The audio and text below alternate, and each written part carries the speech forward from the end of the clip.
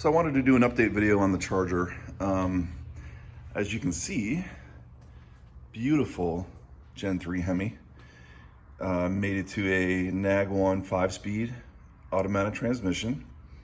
This was out of the 2007 Charger SRT8 that I was able to get. That car had a flood title, even though there was nothing wrong with it. It was in a flood at some point in its life. Even though everything was operational, car ran and drove fine, it was still considered a title component. So I got it fairly cheap, shipped over to me in Texas, and went to work. This engine, I did a complete refresh, meaning I disassembled it all the way down to the bottom end. I did not take the bottom end apart. Didn't feel a need to do that, but everything else. So head gaskets, front and rear main seals, I mean, every gasket you can imagine, and then of course alternator, all of the front accessories are brand new. And see down there, the headers are from Hooker, and those headers are designed to work with this Hemi in this car. So Holley makes all the parts that you need to put this engine in this car. Problem is, a lot of the things are on back order or they're not available for whatever reason. That's the problem I'm having now with some other parts that I'm waiting on, but this is where I've gotten so far. I wanted to use these wheels, which were on that donor car, the flood car. The problem was they are a little too big for the front of this car. So these are a 20-inch wheel and they're fairly wide. These are a 17-inch wheel. I don't know how much I like these. They don't fill up the wheel well as much as I'd like them to. But I'm gonna roll with those for now. I probably will end up putting on different ones at some point, but the wiring in this car is somewhat of a nightmare, only because, as I said, Holley makes everything you need for this. The problem is the Holley computers and all of the harnesses and everything they still do not control the Chrysler transmissions.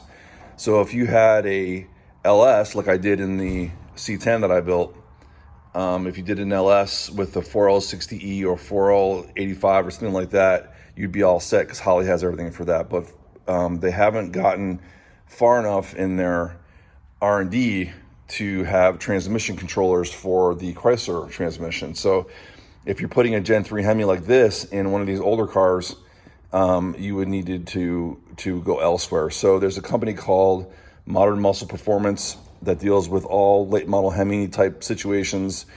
And what they do is they basically make a custom harness that you put on your engine. So it's sort of similar to the engine harness that would have come on this car or come on this engine.